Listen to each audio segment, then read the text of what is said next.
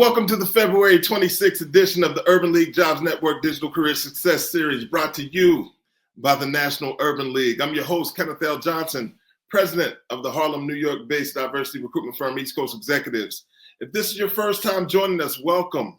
Whether it's your first or your 21st time, jump in the chat and please let us know where you're representing, where you're from. All right, let's go. The Digital Career Success Series, DCSS, is a professional development series that helps members of our Urban League Young Professional chapters and other diverse job seekers develop new skill sets that will enhance their careers through digital platforms such as webinars, Facebook, and Instagram Live. The goal is to provide an opportunity for professional development right from one's computer. If you want more, visit us at nuljobsnetwork.com.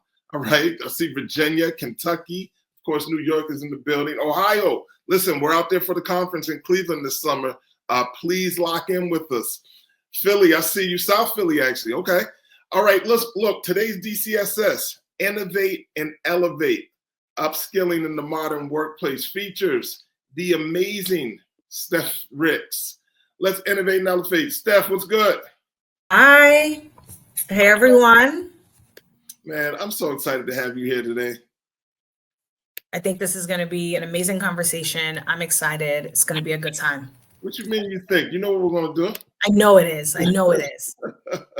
Look, if you don't mind, please tell the audience a little bit about yourself.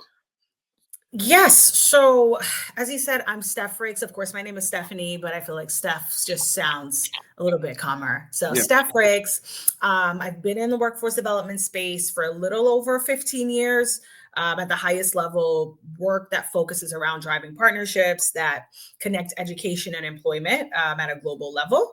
I started out thinking I'd be a lawyer. And for those of you on the session today from New York, I went to John Jay, got both my undergrad and grad. But instead, I built a career around studying labor market trends, forecasting where jobs are headed, and designing programming that create real pathways for economic mobility for people who look like me. And I think that a lot of my passion for this work really stems and is tied to helping people navigate spaces that I feel that I have successfully navigated and wish that I had some support during the process to help navigate. So that's me. This is going to be exciting. I can't wait to deep dive and go into this conversation with you today. Man, you're the perfect person for the conversation. And I know that our audience, they will have questions. So please drop your questions in the chat and we'll try to get to them at our Q&A segment. Listen, I see you chimed in. Indiana, New Jersey, of course, right? Sacramento, California. Steph, you really got people out here with us today. I know. I love this. And if anyone's from Nashville, I'm in Nashville right now. Yeah. So shout out to Nashville on the sidebar. Shout out to Nashville indeed. Look, the conversation today is about upskilling and reskilling, right? It's so important today. Everybody's jumped in on this continuous learning bandwagon, or at least we are encouraging everybody to jump in on that. And it seems to be essential to stay relevant. What are your thoughts? I think, yes. So is it essential to stay relevant? Absolutely. And I think we first have to ask the question or really dive in and assess, are we talking upskilling or reskilling? Because I find that people tend to use those terms interchangeably and they're not. So I think doing this work and in hoping to kind of leave some knowledge behind. Upskilling, it's enhancing skills that you have to position you to move up. And potentially sometimes across, but in a space and in a sector where you currently exist, right? So someone going from a junior accountant to a senior accountant, right? That's how you upskill. Yeah. To reskill, we are changing directions completely. And it's about taking individuals and creating learning pathways that are brand new to allow you to transition role, to transition industry. So I think the first thing is people having to identify, do you need to upskill or do you need to reskill? But I can say at the highest level about skills, and everyone knows I love a good stat because I think all things should be rooted in data. So by 2027, and I think when you use these types of numbers, it makes things very real and relevant. But by 2027, an estimated, I think it was 44% of workers' skills will be disrupted due to AI automation, and just evolving technology. And this was from the World Economic Forum. So in knowing that, right, it's about taking a step back and saying, okay, do I have the kind of baseline skills currently to then just upskill to keep me relevant, to move forward and up? Or am I in a field that I think I have some questions and some reservations about, and I think I need to jump ship and really kind of lean into something else? So I think that's where it starts. Got you. When we speak about this topic, we're really talking about, I think often people focus on what employers are looking for, but I think this is a great time. And we just had a conversation about career pivots a couple of weeks ago, but I think this is a great time to look at the skill sets that you as an individual want to kind of lean into and to find skills that kind of support that. Your thoughts? Yes, I think that's spot on. I think it's absolutely spot on. And I think that continuous learning isn't optional, right? And it's essential to staying relevant. So I think there has to be a focus around how are people leaning into continuous learning? How are people looking at their own skill sets to employer skill sets, looking at what's needed? And I beg and I'd ask the question, are we leveraging the tools that we may have access to? For example, a company tuition assistance or tuition reimbursement policy, right? Do we find that valuable? Are we looking and speaking with our HR teams to say, hey, do you guys offer this? Are we kind of picking places of employment that will offer that benefit and perk specifically now, because we are having this conversation about needing to reskill? I think professional development, it's a big deal, and how we define professional development and how professional development ties directly back to this topic. Are we aligning with market trends? And I think this is a big one. And to your question in a more pointed way, are you just pursuing things that sound interesting? Or are you pursuing things that there is a need for? I always say this, and I've said this. I think that for people who tend to look like me, we do not have the luxury sometimes of obtaining degrees and going into learning pathways that don't necessarily lead to long-term ROI. We do not have the luxury or that flexibility. We need to lean into things that allow us to stay relevant, to feel in demand in real time needs.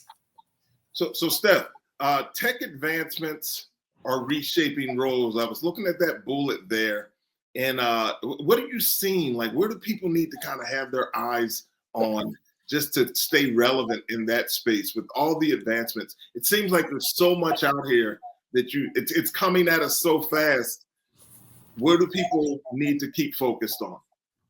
Yeah, and that's really an interesting and a loaded question, because some would say all fields, right? Because I think that all companies right now in some capacity are thinking about how we leverage AI, and I'll use AI specifically, to enhance productivity. How do we leverage AI to remove certain functions within companies that are pretty expensive to have when you have automation, right? That when we think about cost. And I think how we should think about it, to not be too philosophical, and I think maybe at the lowest level, here's the thing. I could have a passion for writing all day, every day. That is like my thing. I like to write. My goal is to be a writer. Therefore, I go to the university and I get a degree in English Lit with a minor in journalism. Whilst that is great, right? Like, you are following your purpose. That's what you want to do. However, when we now think about what is happening, look at ChatGPT, for example. How many companies now do you think are investing, right, in writers and journalists in that capacity, right, in traditional? So I think what has to happen, and where there needs to be a shift, is that you don't follow your path and your dream, but you look at how automation, technological advancements can give you kind of the superpower, the supercharge to then be even better in that space. So how do you leverage, right, Chat GPT to then do some of these things for you? Instead of thinking, well, I'm going to write X, no, maybe you focus on, I'll be a prompt engineer to do this function. And that is how I think we have to start shifting. How does it support what I naturally do? Man, I love that. And that's where I was leaning into thinking that, like, all right, so you can still write, but you need to focus in on how to be a great prompt engineer writer, right? So you're navigating your career a little differently and maybe taking a little more ownership, it seems like, because, careers are no longer linear. There's some strategy and agility, as mentioned here. Those seem to be the key. Absolutely, absolutely, absolutely. I always say, if you are, and there are some functions, right, that it will be a ladder, right? Because you need to do X in order to do Y. That is true. So we're not talking about those functions that exist where there's just kind of a chain of command and this is just how it works. But for a majority of the functions and majority of the workplace, the career ladder doesn't exist anymore. And I tend to look at it more as a career rock climbing wall, right? Sometimes you go left, sometimes you go right, sometimes you go down, and sometimes you need to go down in order to go back up. And I think that is where us, because it's myself included, you included, all the things included, how we need to think about how we approach work, how we approach learning. It's not for the roles that we're in, because quite frankly, who even knows the roles that we're in now, if it will exist, right? For the company I work for, this role may not exist in a bit. So my thoughts on, I'm going to be so rigid that my next step up is to do X. Well, they may get rid of that completely. And I'm going to have to be comfortable with being able to shift to say, well, you know what? I have some transferable skills that I'd probably also be a good product marketer. Or I'd probably also be great at leading a talent acquisitions team.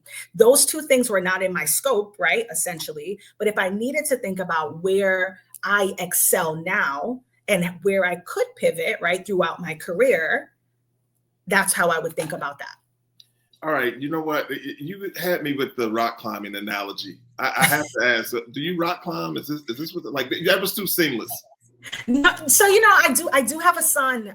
My son is 13 now. His birthday was Valentine's Day, so shout out to my son. Yes. But he enjoys rock climbing, and where this came from for me, because some people will say a career lattice, but I took my son and his friends rock climbing a couple months back. And as I'm looking at him go up the wall, he's on the wall and he's not realizing, no, you're gonna have to take this left rock in order to get back right up to the top. And due to the positioning and where his friend currently was at one point, I was like, well, no, you're gonna have to come all the way back down in order to come back up. And I thought to myself, this is probably my career. This is my career. This is my life. And this is what is happening. I think right now we're all on LinkedIn and we all can see almost daily, right? People talking about layoffs, people talking about their roles being eliminated, business units being eliminated.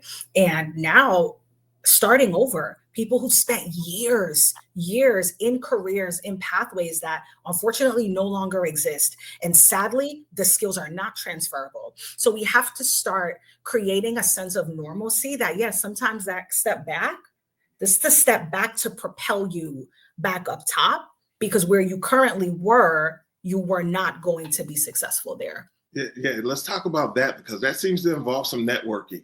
I think it's still really important to have people in your network that understand what you just spoke about, but also maybe to offer some type of guidance, support, mentorship, sponsorship that allows us to not only get a better understanding of where we want to go, but also they may have a higher level understanding of what skills will be necessary to move forward, right?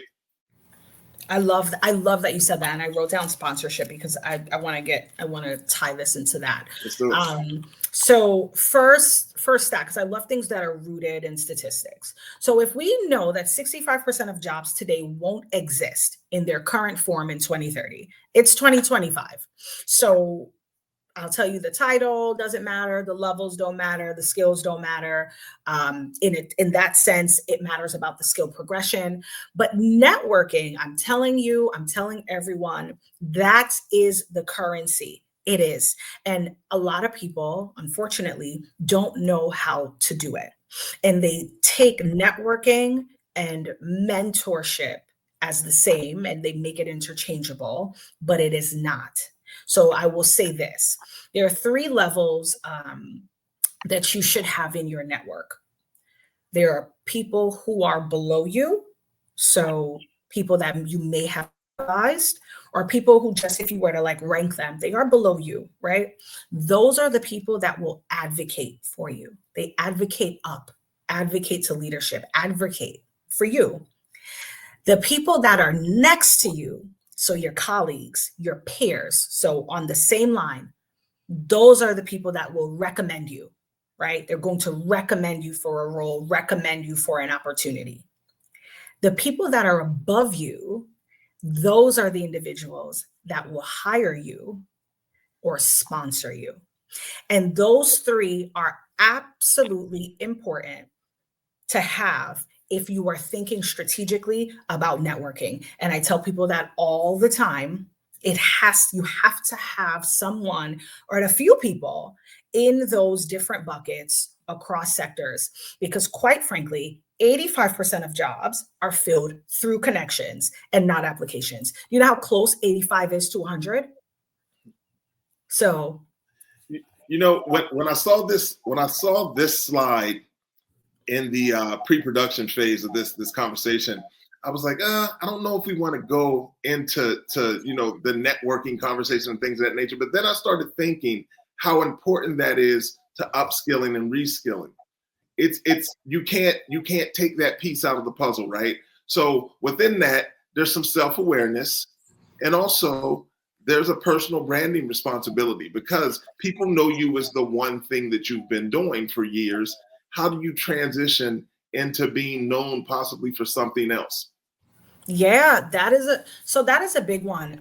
Your brand, your level of visibility, it exists, and it exists anywhere you exist. So social media, LinkedIn, at your current place of employment. It's so funny. Sometimes and we all have this because we're all on LinkedIn. I feel like we'll look on LinkedIn and we'll see someone and we'll say, okay, here goes another post from this person. Here goes another post. I'll tell you this. That's me. I'll tell you this. That person has an audience. And to that audience, that person is top of mind and that person is relevant. So that person, right? And let's think about our conversation today. That person that is branding themselves as a leader in a space, a leader in innovation, a leader in upskilling and reskilling, a leader in whatever the thing is. If you now say, wow, you know what, I could really go for someone who has deep knowledge in workforce development, whether you say it out loud or you say it to someone else, naturally someone will say, oh, you know what, there's somebody that's always posting about workforce development. Let me send you her name. There's something to be said about that. So I think that when you think about your brand and you think about levels of visibility, you need to be known for something. Doesn't have to be one specific thing, but you do need to be known for something. And the something can be a broad, right, overarching topic. So I will say, yes, I love, and a lot of my work is tied to upskilling and reskilling. But my umbrella topic is workforce development. Yes. And in that topic, we can talk labor market trends, we can talk workforce development, we can talk designing apprenticeship, internship, workforce career strategy programs. You know what I mean? So many different things that I can talk to you about under the umbrella. So my advice is that take the time, and there's something to be said about aligning with your purpose. Don't chase money. And that, I know that can sound ridiculous because it's like, girl, I got bills. I got bills too. So I know this, but I promise, and my mom would say this to me growing up and I didn't listen, but it resonates now. If you align with purpose, why is tied to this greater need to do something, I can promise you that the money will come. Because it doesn't matter whether it's a higher power or you believe in the universe or you believe in science, essentially, where your mind goes, energy flows.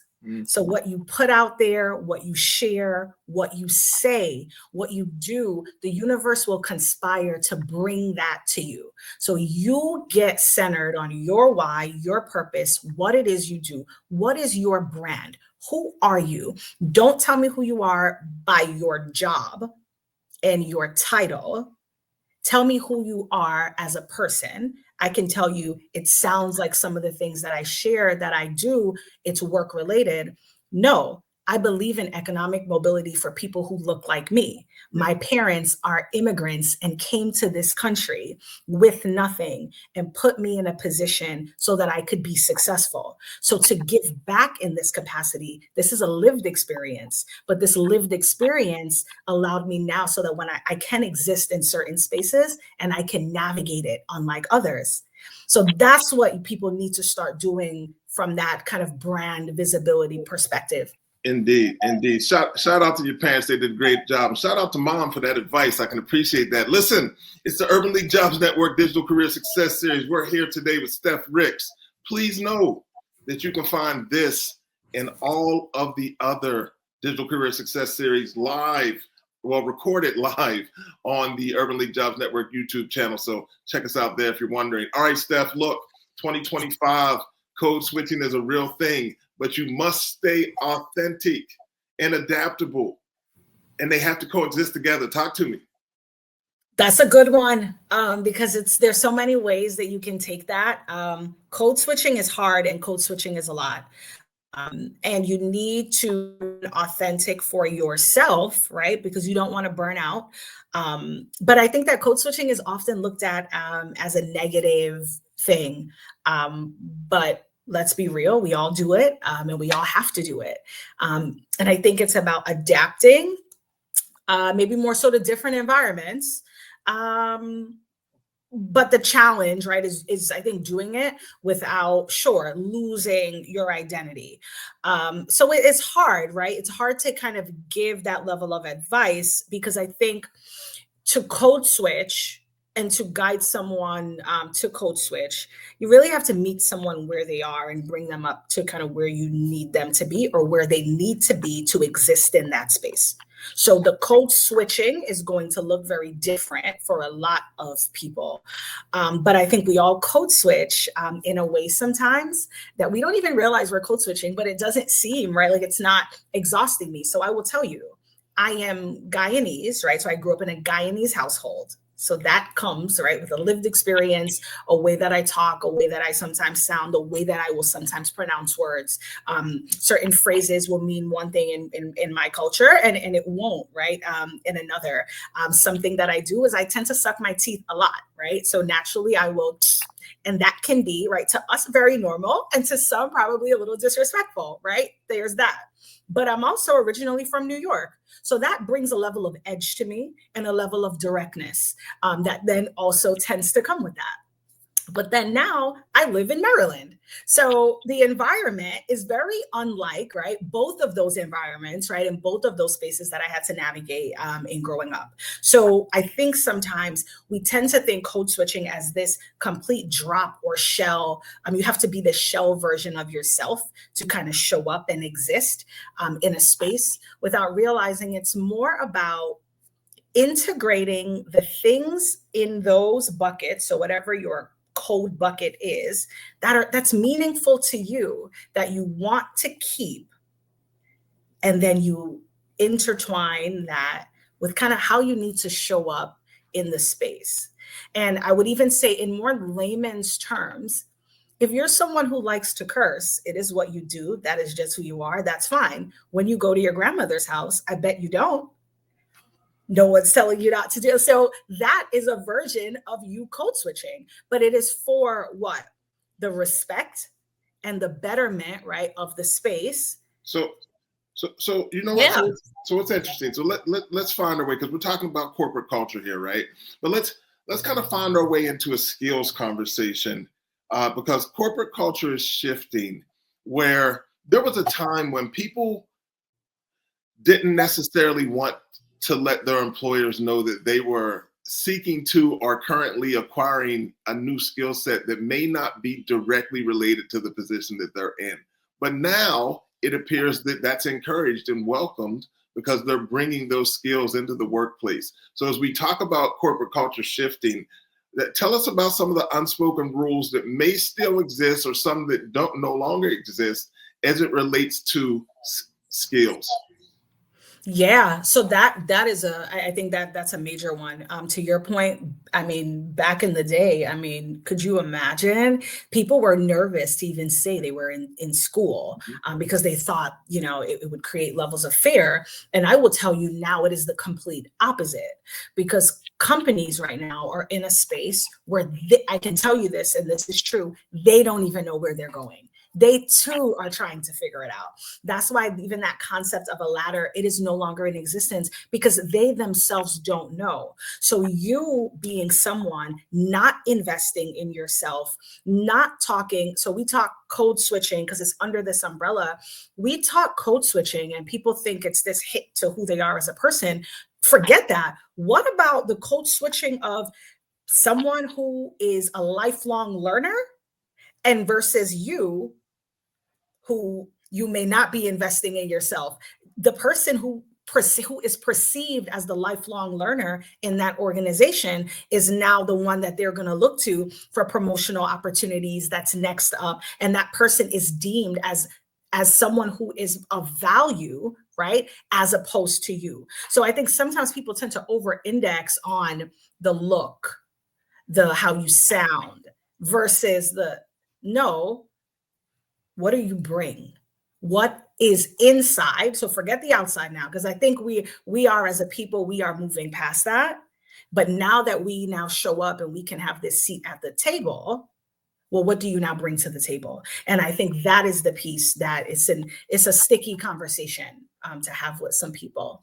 Yeah, you know, you're one of the reasons I wanted you to be our guest on this, because I think your approach to upskilling and reskilling is so multidimensional, because oftentimes people just think about an actual hard skill that someone is gaining, right? Oh, I learned how to do UX design, or I learned how to prompt engineer, or I took the AI essentials course and now I know how to use a lot of the LLM models, right? Whatever it may be. But it's interesting because you lean back onto communicating and mastering communication skills and things of that nature. And I just think it's such an interesting perspective. So talk to us about how important that is in the modern workplace as it relates to the skills, upskilling and reskilling. Yeah, that is a really, really good one. Communication is a skill that you should have. So we tend to call technical things hard skills. It's a soft skill. It's a soft skill. It's a hard skill. It's a life skill. And you need to be able to master your communication in a way so that when you speak, people understand. One, and when you speak, you are speaking the language that people want to hear, not language as in your dictionary language, no, language as in this is the topic at hand, right? This is the focus area, right? This is what the company is talking about. This is where the work is shifting, right? This is the mission of the org. Are you speaking that language? I think oftentimes people tend to lean into this is who I am, this is what I do, this is what I'm going to bring, and this is my authentic self. Our authentic self should change because it should grow and it should elevate. And I use this example to talk about that. So in a past world, past life, we would measure people at work to a bar. So this is the bar across, and these are the minimum standards, right? That everyone should kind of meet and have. This is the foundation. So for as long as you have these things, you are at the bar. So we would use that to plot and rank, right, where we felt team members were. And that's how we would determine promotion, or this person is not, right, performing at the level. So there was this back and forth conversation around, what about individuals who don't want to operate above the bar? Because some would say that you need to do more, right? Do more than you're being asked to be above the bar. My pushback was to say, well, as a company, right? Because the goal and the point of the conversation was that, well, for those employees that don't want to take on more, that are comfortable where they are, and they don't want to do anything else, that they're just fine. So we check the box, they're doing the thing. My pushback is, well, wait a minute. Companies grow. We grow based on change. Change is constant. That we know will happen. Therefore, if we are changing organically, doesn't that mean we are raising the bar as a company? So this person at whatever point, right, that they were at the bar, if they do nothing, if they change nothing, if they don't get with the program, the direction of where we're going, then they at some point will be below the bar. Sure. So if you don't. Yeah, amazing. All right, Steph, listen, I would be remiss if I didn't take us here, and I didn't even know we were going here, right? But as I look at the next piece of the conversation, and we're talking about the skills gap, right? So yesterday, I'm part of this NASDAQ Center for Board Excellence program. And yesterday I sat on a panel discussion, and it was four middle-aged white guys in suits, but they kind of honed in on a part of the conversation that really relates to the political environment that we're experiencing right now, and the part where, and again, I want to go to the skills gap slide here, if we don't mind. I want to go, because they were speaking about, Corey, if you can go to skills gap, that'd be great. They were talking about the mismatch between job openings and talent, and the levels of jobs that are going to be open moving forward. I know you spoke about 2030, but they were speaking as early as 2027, hundreds of thousands of jobs here in this country where we don't have people that are qualified to do them because it's changing that rapidly. What are you seeing? Talk to us about the increasing mismatch between job openings and just sheer talent available. Yeah, that is a really good one. So you're absolutely right. There's a genuine mixed match when we think about that. So job openings are rising, yet employers are struggling to find talent. I think employers are focusing a lot and heavily on the perfect fits instead of investing in training, right? And training individuals who can step into those roles. And that is a big deal. I think that because new opportunities are now available to us and now in the market, I think us being able to be transparent is realizing that people didn't know these roles existed. So yes, they didn't get trained in those roles. Yes, these jobs were not the area of focus. Yes, some people they have student loan debt because they already went down one path. They're struggling, and now they would like the opportunity to transition. And unfortunately, there's financial implications and barriers as to why they can't deepen the education to now do that. Quite frankly, it is on the employers now to really lean in and to do more to help bring people into the organization, train them up, and then position them and move them into roles and opportunities that they see fit. And I can tell you, there are companies that decide to put their money where their mouth is, that invest and have these, and it's a model that you'll see. It's called a rotational model, where all you need to have are a very clear set of transferable skills, right? So you need to be able to be agile, you need to be able to pivot, you need to be able to communicate, all the things that you kind of need just to function. If you have those skills and you have just an interest in this space, so I use cybersecurity, right, as an example, we will bring you into our organization, and over the next 2 years, you will be able to try out 3 different spaces of opportunity: cyber threat intelligence, PQC, and data and governance. And as you do that, where you then show competency or a genuine desire to deep dive, they will then hire you on that team so that you are then learning and growing. Because we know that, and a lot of us who, who have advanced degrees, I can tell you right now, I don't use the degree. I don't use it. It's not about it. It was the skills on the job and my ability to learn in the role that allowed me to gain the skills that I needed to transition and to move around. Man, Steph, listen, I want to encourage people to drop their questions in the Q&A, but what I'm hearing you talk about basically is employers investing in the talent, right?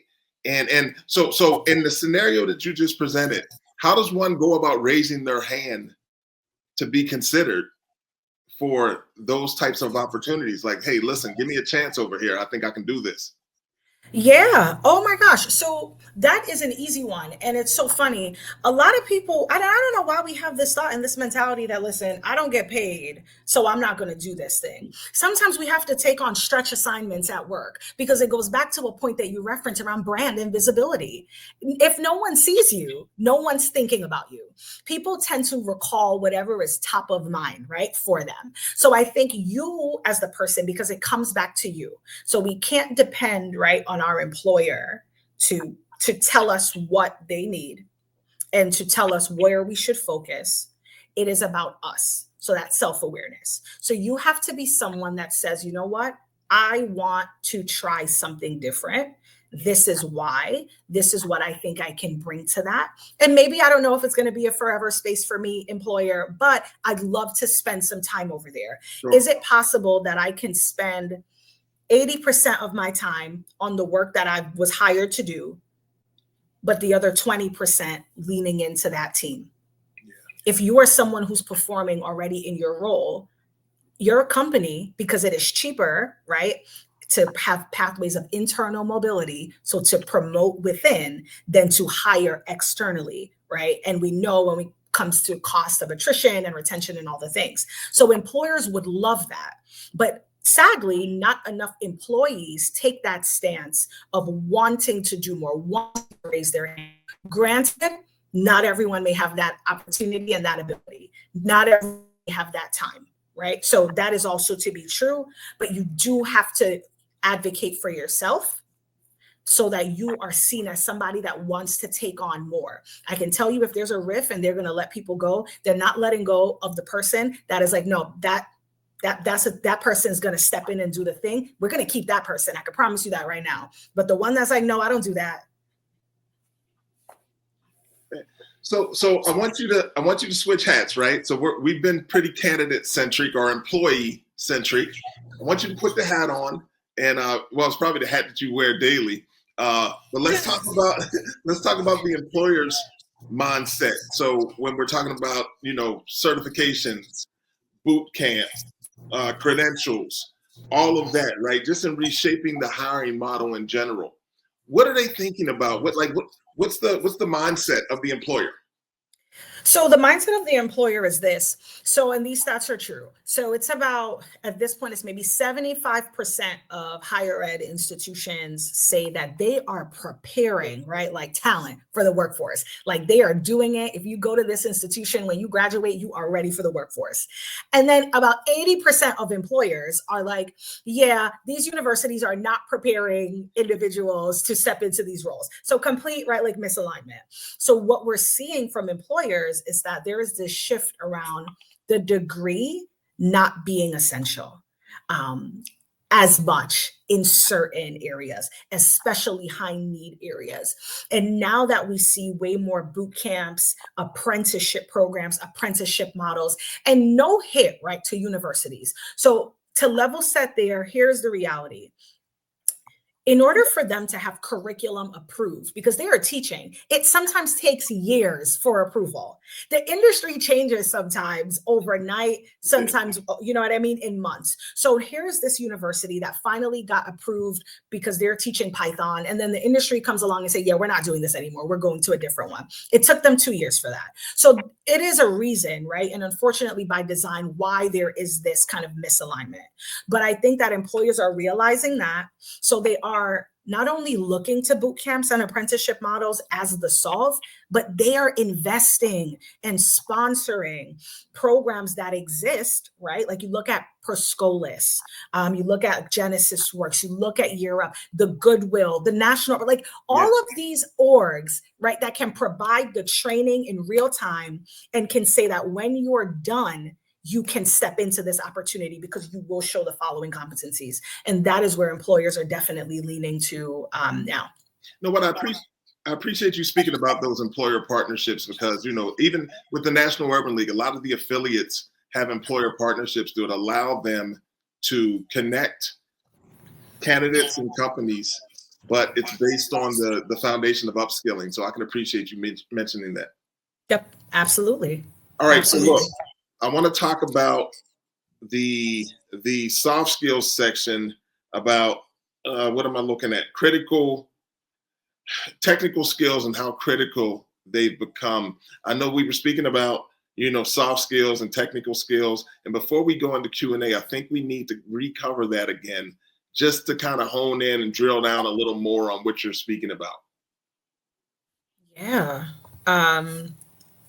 Yeah, soft skills are as critical. It is shocking to me.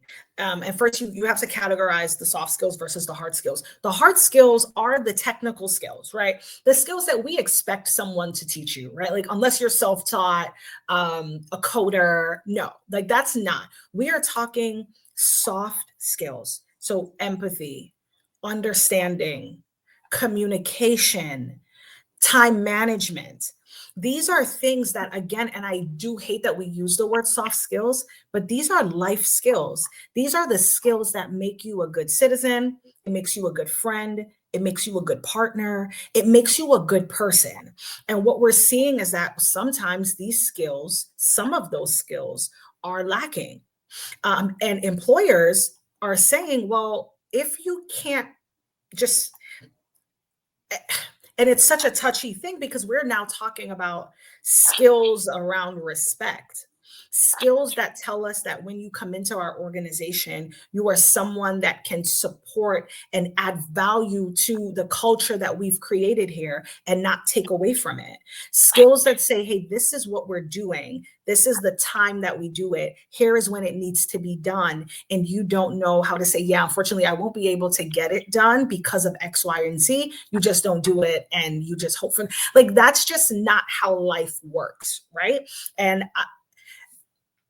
again, I can understand that, especially people who tend to be in very kind of disenfranchised spaces, marginalized markets, marginalized communities. There are some things that just, unfortunately, just from the community around us, what we've seen growing up, that impacts that for us. So we then have to work double time to then step out of some of those, some of the frameworks, right, that we have been in. And I think it's about finding that balance, but knowing that if you are seeking genuine economic mobility, you are looking to change your life and that of your families, that of your spouses, that of your children, whoever it is, you are looking to do that.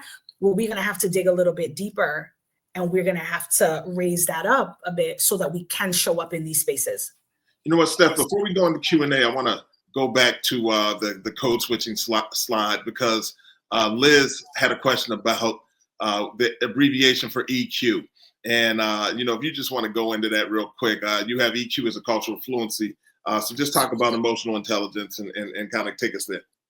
Yeah, I think that, and it's something to be said. So I'm a leader where I am, and leaders with EQ and that ability, right? So that cultural fluency, we don't just manage teams, right? We inspire by creating environments where people don't feel the need, and I'll tie it back, we don't feel the need to code switch, right? Because we create an environment that is healthy, that is safe. And I think it's about finding that balance. That kind of emotional intelligence is about, and I said it before, meeting people where they are, knowing that, taking the time to get to know someone, taking the time to understand, right? I think oftentimes it's always like, gets business or not. No, sometimes we have to dig a little deeper, right? And I think the world has shifted slightly there, especially after COVID, where we realize that we kind of do need to lean in a bit more. We are bringing our full selves, and that means I'm coming with something. Taking the initial step, whether you of your leader or your leader down to you, wanting to dig a little deeper to understand the person behind the role, the person behind the title. Why do they do what they do? How do they process? I can tell you, I just did a Berkman with my team, and I am yellow, which means I am an analyzer. I am going to ask what is the process? Who do we need as part of this process to build this? Do we have the funds to do it? I am going to do that. Can you imagine someone who maybe is more green, right? And they live more in this space of, well, this is the mission and this is why, and it's good. And it's that naturally. So it's about taking the step to understand where people are, what drives them, what drives you, to then create those points of connectivity. Appreciate it. So yes, Liz, when EQ, we're talking about emotional quotient. So emotional intelligence, your ability to have empathy and kind of understand emotionally where your team members are at or where the people that you're leading are at. All right, we're going to jump into Q&A. You have completely killed this session. This has been amazing. I'm looking forward to these questions. I was looking at the one here, right? So somebody wanted to know kind of what companies lean toward the employee training model that you spoke about. And maybe we won't dig into companies, but maybe industries. Yeah. Oh, wow. So that's a really good one. Cybersecurity, big one. I think the numbers was listed, and maybe in the next 5 years, there are going to be a little over 400,000 open positions in cybersecurity. So I will answer the question two ways. One, telling you, so cybersecurity, tech broadly. I mean, you can think UX design, you can think IT, varying pathways, right, in tech that you can explore. Manufacturing. I will say this. When you're thinking about, okay, maybe what can I step into, what companies will then tend to offer, right? These types of opportunities to help upskill, to help bring people into the door. It's companies that right now, and the open positions are astronomical. By the hundreds, they need to hire phlebotomists, medical, right? So I think there are varying, most of the STEM areas where this is the skills gap, and that's where you really have to lean in. All right, looking at another question here, and I'm trying to kind of make this out, right? But it reads, career gaps and past disappropriate treatment that may present discriminatory employer preference, right? I'm sorry, employer reference and or comments. How do you counter this when you qualify otherwise? And I'm just going to give you the lean here, and you let me know if you're thinking along these lines as well. But, you spoke about networking. So repeat the question for me slightly. Yeah, I'm not sure I'm understanding it as it's written, but it's basically speaking to career gaps and past treatment that may present discriminatory employer reference and or comments. So I'm thinking, if you're trying to get references from a past employer, or if you're trying to keep a past employer from speaking about gaps that you may have in your career path, I'm kind of confused. If you can chime back in and maybe give us some clarification on the question, that may help, but we'll attempt to answer it as it stands. Yeah, because if the question is around, like, because to your point, are you dealing with a past employer not necessarily speaking, right, the best about you? That's when we step into employment law. And unfortunately, well, I'm not a lawyer, but I can tell you, and you should maybe look into this, that your employer should not be saying certain things to a new employer. Employers actually, when it comes to, if you didn't list them as a reference, when they reach out, they can share that you work with that organization and the time period, but they should not share, right, other things. And that, of course, again, if you list them as a reference. But again, I don't want to misspeak if that's not your question. So yeah, if you are still on and you can type that in, it would be great because I'd love to answer it. All right, great. Thank you so very much. All right, so let's jump over here real quick. So I currently work as a data/quality coordinator, wanting to jump into data governance. What learning opportunities should I focus on? Would I need specific qualifications depending on where I want to pivot, IT, business, healthcare, et cetera, with data governance? Yeah, so I would be curious, is the person, so who asked this, where you are currently working, so the sector in which you are. So if you're doing data governance, you want to step into data governance. So let's say you're currently in, what did they say? Quality? Yes. QA? I think maybe QA. Yeah. Yeah, your team, you probably have a data and governance team. They tend to sit right under a larger umbrella, right? A very similar leader, but just different focus areas. So those are teams that you have the transferable skills. I can tell you that you have the transferable skills in your current role that allows you to step into an entry-level data and governance analyst role. That I can tell you. And there's a piece in this, and we didn't cover it, but it's in the ability to tell the story. And I don't remember the data point off the top, but I can tell you it was a little over, I think, 58% of hiring managers say that they would hire an individual who could best tell the story of how their skills transfer into the opportunity. So you don't need to go and get a specialty certification for certain areas unless you are going into a specialty market in data and governance. But high-level data and governance across different sectors, you'd be fine with the skills that you have. And I don't know how many years that you've worked in them. So also that, so the year, right, to determine how long have you been, you know what I mean, learning these skills. But you can, and you will be able to transition over. I appreciate that answer. Thoughtful answer, I might add. All right, so what would you suggest to those people who are in DEI training and need to pivot career focus?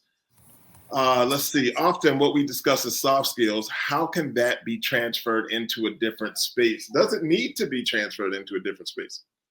Well, I think that there's a saying, and I feel like we say it a lot: don't go where you are not wanted and go where you're celebrated, right? So that's the first piece. So there's that. That is also an answer. There are still lots of companies that is a focus for them. And there's, as we say, because I'm a coach, that they stand on business when it comes to that. So you find that and you do that.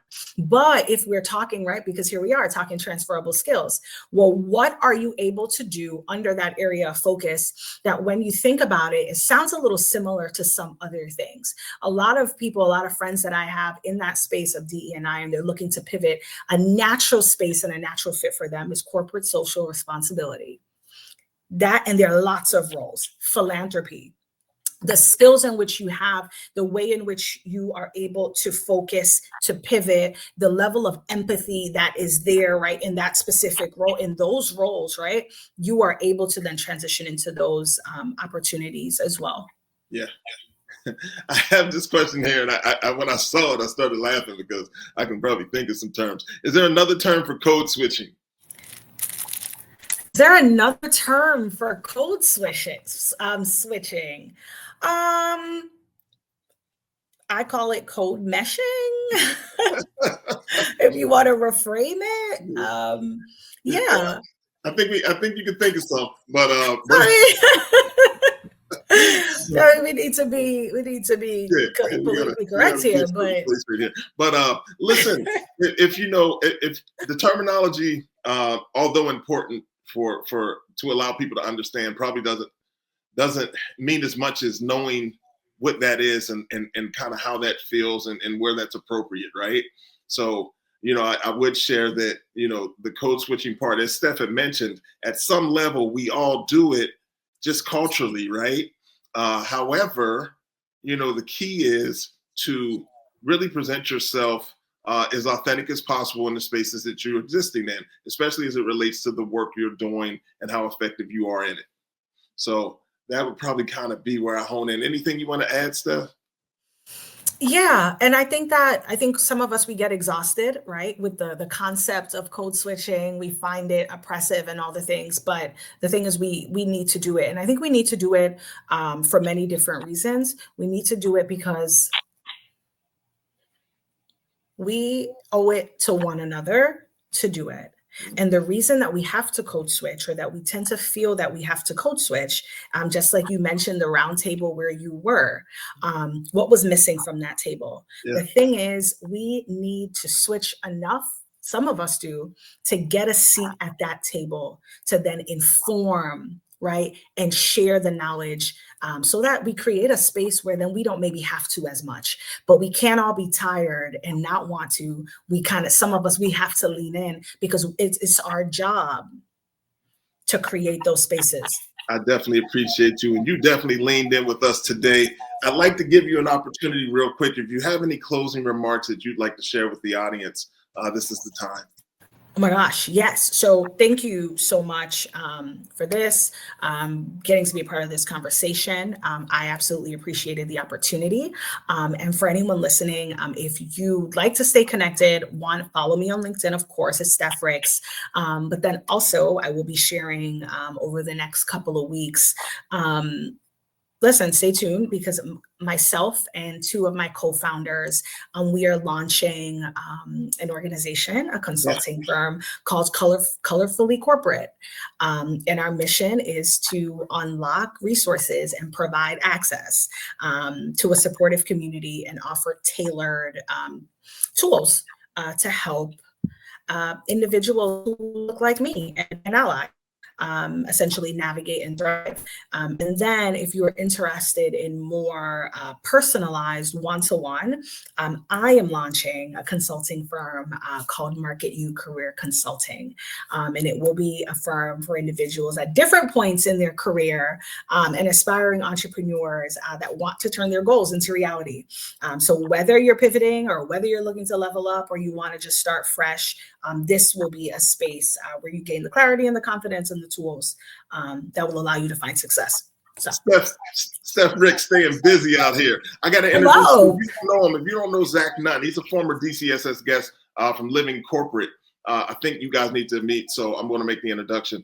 Look, if you want to stay connected with Steph Ricks and the work that she's doing, I'd like to suggest maybe that you check her out at LinkedIn.com. I know there was someone on here saying that he wasn't able to connect with you on LinkedIn for whatever reason, maybe doesn't have a LinkedIn profile, but it sounds like there will be websites and other ways to connect coming soon. So just keep your eyes and ears open, and we'll keep you posted on the Digital Career Success Series on the work of Steph Ricks as well. Look, if you want to stay connected with me and the work that I'm doing at East Coast Executives, this is what we do. Lock in with us on LinkedIn. I'm there all the time, and also on IG as well. But you can go to eastcoastexecutives.com to stay connected with the work of myself and the team at East Coast Executives. Steph, we did it again, but we're going to do it again in 2 weeks, right? So it's Beyond the Clock. Dr. DJ is coming through. We're going to talk about how you transform time management into success. I love her. She's out of Georgia, really, really doing her thing. Wrote the book on time management, Beyond the Clock. So join us for that March 12th. Please register early. This session is going to be amazing. With that being said, I'd like to thank the team at the National Urban League, Wanda Jackson, Corey O'Donnell, Julius Jones, Dave, everybody that allows us to do this thing that we do called the Digital Career Success Series. But most importantly, I'd like to thank you, our audience, for checking in from all over the place to spend this time with us. Steph Ricks, you're amazing, sis. I really appreciate you for coming through and hanging out with us on the Digital Career Success Series. Until March 12th, we will see you. Thank you so very much for joining us. Kenneth L. Johnson, the Urban League Jobs Network Digital Career Success Series, brought to you by the National Urban League. We'll see you on March 12th.